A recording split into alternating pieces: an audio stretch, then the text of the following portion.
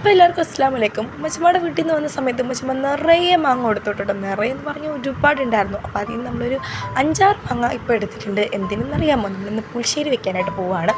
അപ്പോൾ എന്ത് ചെയ്യുക, അതിലേക്ക് നമ്മൾ കുറച്ച് മുളക് കീറിയിടുക. എന്നിട്ട് അതിലേക്ക് നമ്മൾ കുറച്ച് മഞ്ഞൾപ്പൊടി ചേർത്ത് കൊടുക്കുക. പിന്നെ ആവശ്യത്തിന് വെള്ളം ഒഴിച്ചു കൊടുക്കുക. നന്നായിട്ട് ഇളക്കുക കേട്ടോ. അപ്പോൾ എന്നിട്ട് നമ്മൾ എന്ത് ചെയ്യുക, ഒരു 10 മിനിറ്റൊക്കെ നമ്മൾ അടച്ച് വയ്ക്കുക. ഇനി നമ്മൾ എന്ത് ചെയ്യുക, ഒരു മിക്സിയുടെ ജാറിലേക്ക് കുറച്ച് പെരുംജീരകവും തേങ്ങയും മഞ്ഞൾപ്പൊടിയും പിന്നെ കുരുമുളകും ഒക്കെ ചേർത്ത് അടിക്കുക. പിന്നെ ഈ ഒരു സംഭവം ഇടാൻ മറക്കല്ലിട്ട്, നമ്മുടെ ശർക്കര അതും കൂടി ഇട്ടിട്ടുണ്ട്. ഇനി നമ്മുടെ ഈ ഒരു മിക്സ് നല്ല രീതിക്ക് അടിച്ചെടുത്തതിന് ശേഷം നമ്മുടെ ഈ ഒരു മാങ്ങയുടെ അതിലേക്ക് ഇട്ട് കൊടുക്കുക. നല്ല രീതിക്ക് അങ്ങ് ഇളക്കി സെറ്റാക്കി എടുക്കുക കേട്ടോ. കുറച്ച് വെള്ളം കൂടെയൊക്കെ ചേർക്കണം കേട്ടോ. പിന്നെ ഉപ്പും കാര്യങ്ങളൊക്കെ കറക്റ്റായിട്ട് നോക്കുക. പിന്നെ നമ്മൾ തൈര് ഒഴിച്ചതിന് ശേഷം അതങ്ങ് അടച്ച് കളയുക. തൈരും ഒഴിക്കുന്ന സമയത്ത് ആ ഒരു സംഭവം ഓണായിരിക്കരുത് കേട്ടോ. ഇനി നമ്മൾ വേറൊരു പാത്രം എടുത്ത് അതിലേക്ക് നമ്മൾ കടുക്, പിന്നെ നമ്മുടെ പച്ചമുളക്, പിന്നെ കറിവേപ്പില എല്ലാം കൂടെ അങ്ങ് പൊട്ടിച്ച് എന്ത് ചെയ്യുക, നമ്മുടെ ഇതിലേക്ക് ചേർത്ത് കൊടുക്കുക. നമ്മുടെ അടിപൊളി മാങ്ങാ പുളിശ്ശേരിയുടെ റെഡിയാവും.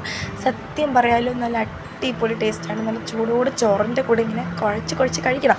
അതിൻ്റെ ഉടനെ ഉമ്മച്ചിമാടെ സ്പെഷ്യൽ വെളുത്തുള്ളി അച്ചാറും കൂടെ ഉണ്ടായിരുന്നു. പിന്നെ വെളുത്തുള്ളി അച്ചാർ ഞാൻ കഴിക്കില്ല, അതിൻ്റെ നീര് മാത്രം കഴിച്ചു. അടിപൊളിയാണ്. അപ്പോൾ നിങ്ങൾ എന്തായാലും ട്രൈ ചെയ്യണേ.